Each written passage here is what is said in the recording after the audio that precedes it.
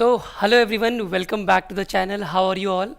So we are today again going to discuss 10 important MCQs of the subject Companies Act 2013, right? So we have already covered 10 important MCQs in our previous class, and you have learned so much about the Companies Act. But in today's class, this series we are going to continue, right? And wait for a minute. Just let me know first of all in the chat section everyone ki my voice and video quality is good. Everyone, I want everyone to answer me in the chat section ki my voice quality and as well as the video quality is good. Okay, and then we will start with our first question of the day.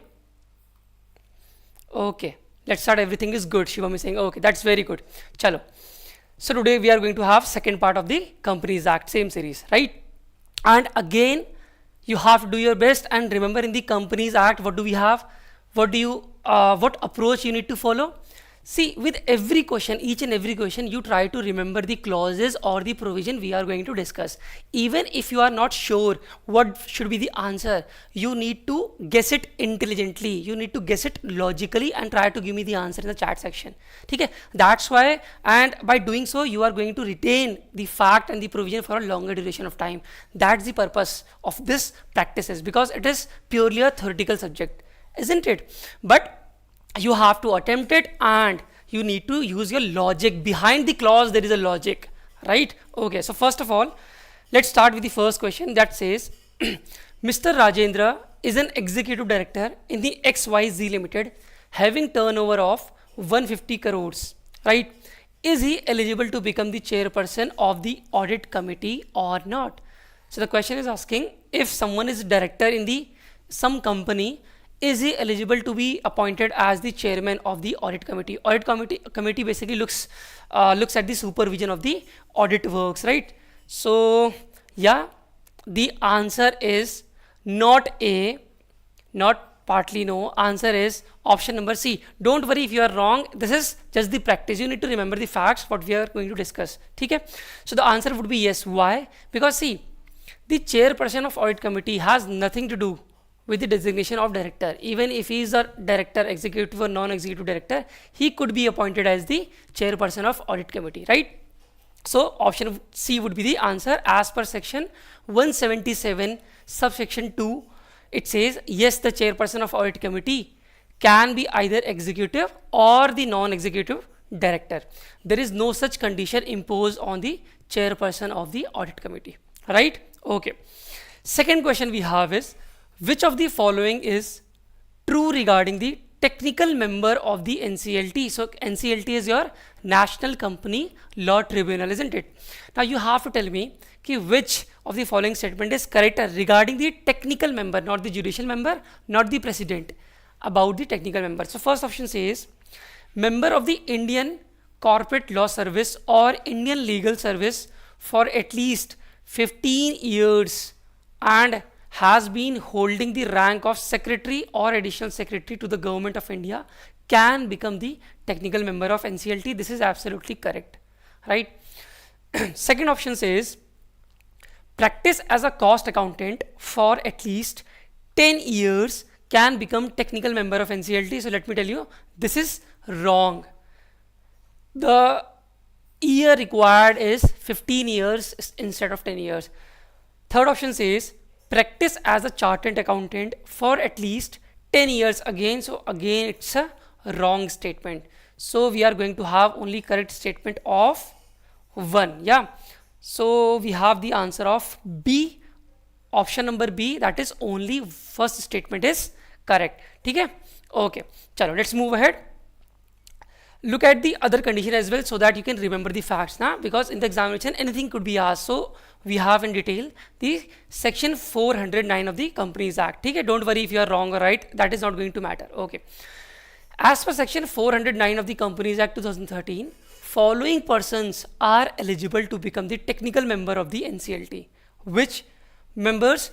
Member of the Indian Corporate Law Service or Indian Legal Service for at least 15 years. Try to remember the facts. Okay, try to remember the fact. For at least 15 years and has been holding the rank of secretary or additional secretary to the government of India, or practice as a chartered accountant for at least 15 years. This years you have to remember, okay?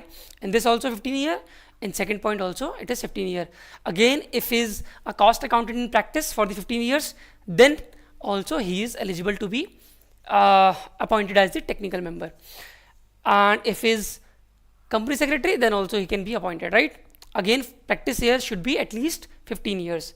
Fifth point says a person who is capable and has a professional experience of, again, not less than 15 years in industrial finance, industrial management, industrial reconstruction, investment and accountancy. So I am looking at the chat section as well.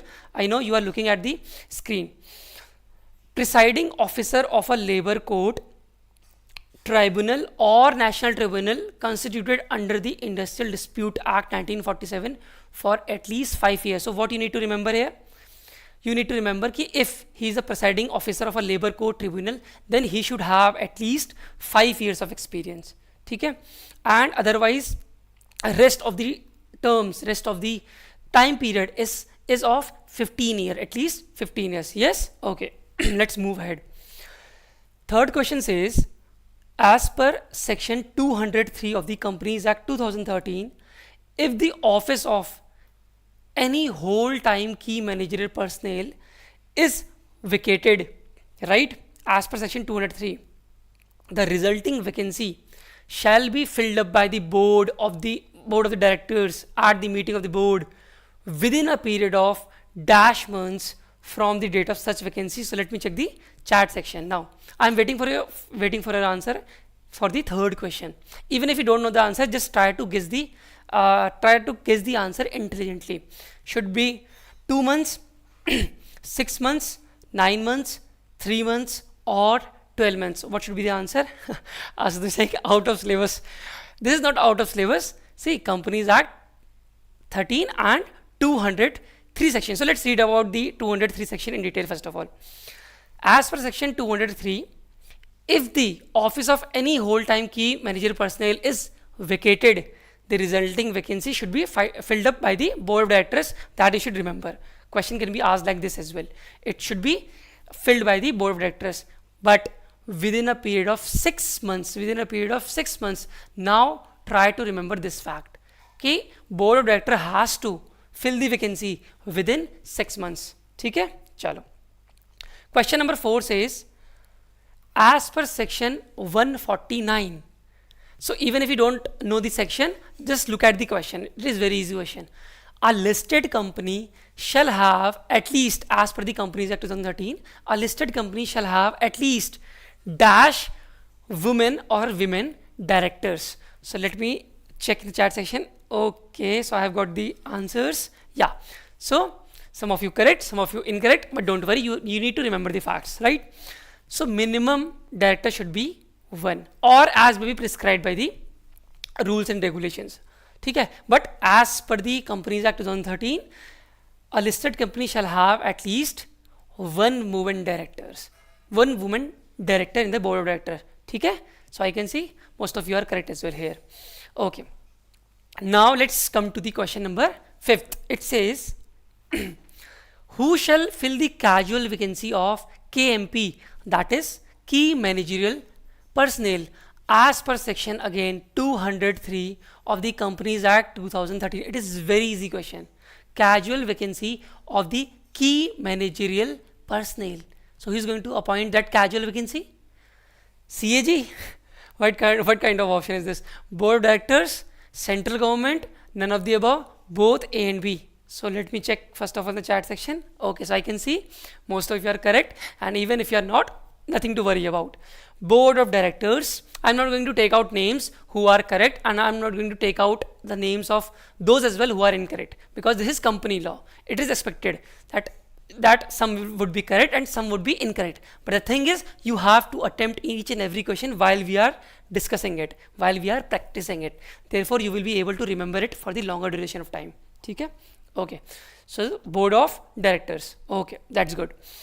So as per section 203 of Companies Act 2013, board of directors shall fill the vacancy of key managerial position within 6 months of the vacancy. We have discussed that, but the thing is, board of director is going to fill that. ठीक है, okay. Let's move to the 6th question that says, which of the following is true?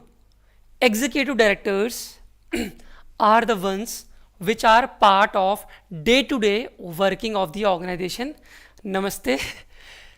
And independent director is a non-executive. So the first statement, executive directors are the ones which are part of the day-to-day working of the organization. It is absolutely correct. Okay? And the question is asking you about the true statement. Second statement says, independent director is a non-executive director, okay, and does not have any financial relationship with the company, such as he does not have any stock option or performs any business transaction with the company. That is absolutely correct as well. Now look at the third option. It says, every listed company, listen to this and look at this third option very carefully, third statement very carefully. Every listed public company shall have at least 1/4 of the total number of directors as independent directors, and the center or any number that central government may prescribe the minimum number of independent directors. Okay? So let me check first of all, and let me first of all tell you that statement number 3 is incorrect. So the correct option would be both 1 and 2. Now let me check the chat section ki who all of you are correct. Okay? So option number C would be correct here, because first statement and second statement is absolutely correct. And why third statement is incorrect? See, every listed company shall have at least 1/3 of the total number of directors as the independent director, not the 1/4. The number should be 1/3. So let me check, and yeah, most of you are correct. That's very good. Okay.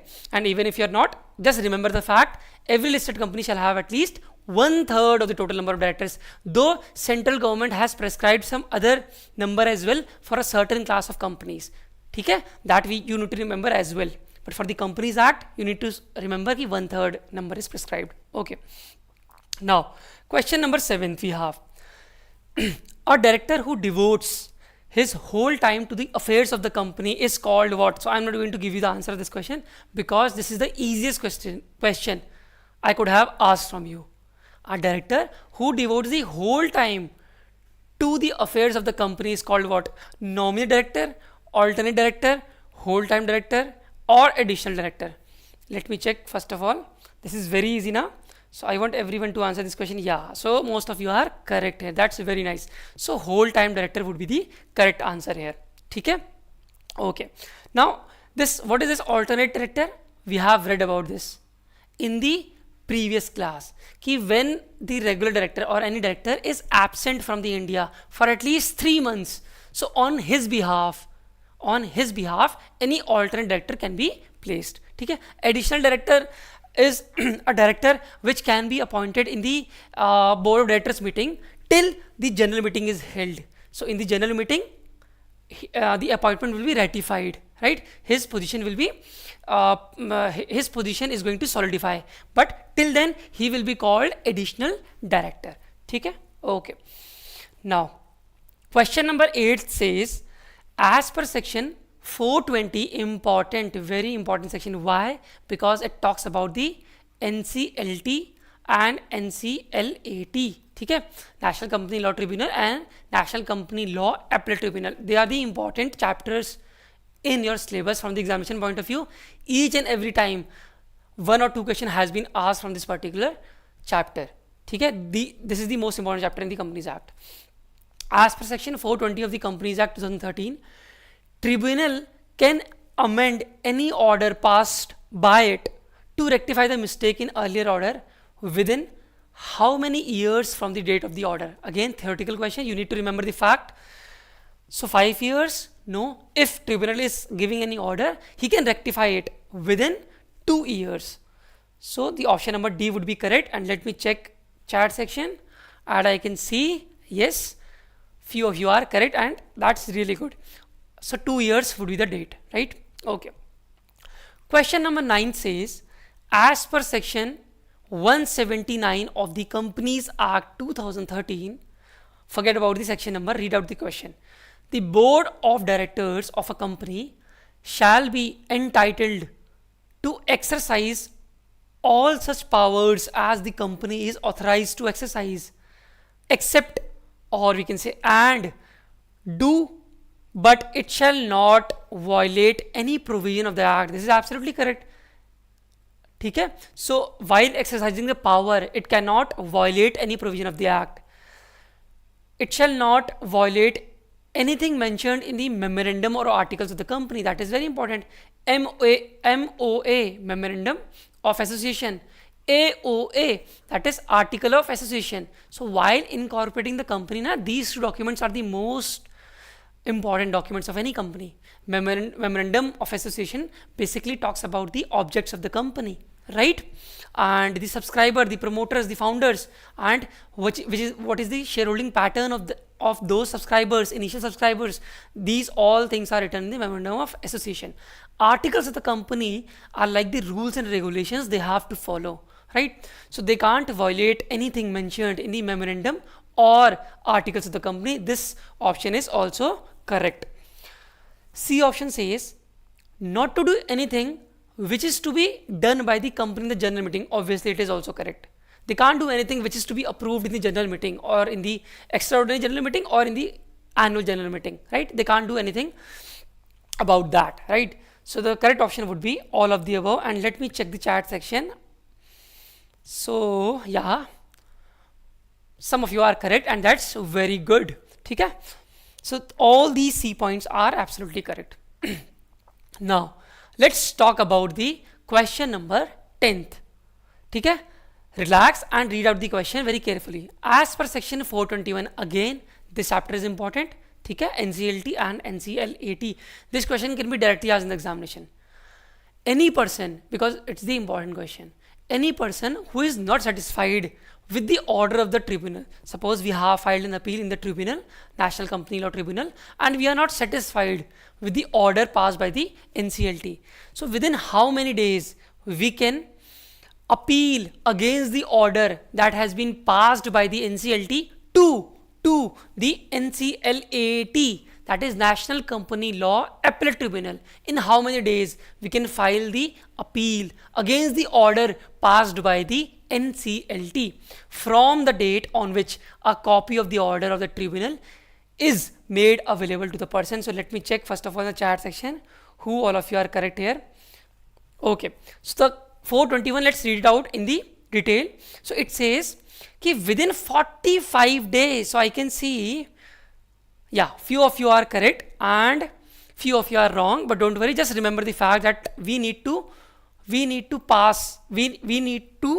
appeal against the order of NCLT within 45 days. Within 45 days. Okay? Not within 60 days, not within 1 year, not within 20 days. The answer should be within 45 days, and few of you are correct here as well. Now, one more question.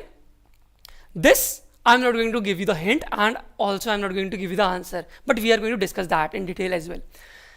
Dash means up, and one of the most important question, because it is asking you about the prospectus. So NCLT, NCLAT is the important chapter. Second is prospectus, chapter third in the Companies Act. Okay? Prospectus and allotment of securities, very important chapter. Dash means a prospectus in the respect of which the securities or class of securities included therein are issued for subscription in one or more issues over a certain period of time without the issue of further prospectus. So if we are the company and we have to come up with you can say frequent issuance of shares, so what we can do, we can issue one prospectus in the beginning, right? And then we don't have to issue the subsequent prospectus for the subsequent issuance of shares till 1 year of time period. Though the time period is not given to us here, but I have told you the time period is 1 year. So the question is asking what type of prospectus is it? What type of, this time period is also important, huh? This time period is also important. So within 1 year, you can choose to not issue prospectus again and again. Okay? You can use your which type of prospectus? Red herring prospectus, shelf prospectus, both A and B, none of the above, and deemed prospectus. Let me check in the chat section. Okay, this is very logical, right?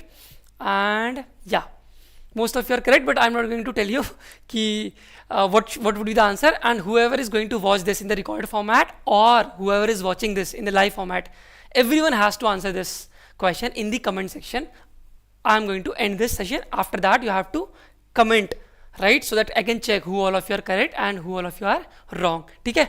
And tell me in the chat section first of all ki how your preparations are going on for the SEBI examination. Tell me. You can tell me, and I can see most of you are correct here. You can tell me in the chat section how your preparations are going on for the SEBI Grade A officer. This is not the I can say this is one of the most prestigious job you are targeting. Full on preparation. Very, very good. Chalo. Okay? So this you have to answer me in the comment section. Okay. So that's all for today's class. Okay. Accounts is tough. No, accounts is not tough. Accounts is logical. Always be kind. Accounts is not tough. It is logical. Okay? If you understand the accounts with the logic, then you will have the good understanding of the accounts. I can say accounts could be the most easy subject if you try to understand it. Don't try to mug it up. In the Companies Act, yes, you have to cram the facts, but in the accounts, you don't have to cram anything, right? ठीक है, चलो, okay. Ashutosh Singh कि आशुतोष की preparation बकर चल रही, बेकार चल रही. अच्छा, वाई आशुतोष? अच्छे से प्रिपरेशन करनी है, ठीक है? Okay. So we are revising each and every day whatever we have discussed, right? And after the Companies Act, maybe we are going to come up with any other series. I don't know. But first we are going to end with the Companies Act. We have 3 more classes and you have to attend each and every class in the live, because in the live we interact with each other, na? So thereby what we do, if we interact in some question, so the retention power becomes more. You try to remember it for a longer duration of time because you have answered that question incorrect first of all, then you understand the logic behind it or the fact behind it, so it becomes strengthened in your mind. ठीक है, चलो कल मिलते हैं आप. That's all for today's class. Thank you everyone. Ta ta, bye bye, take care.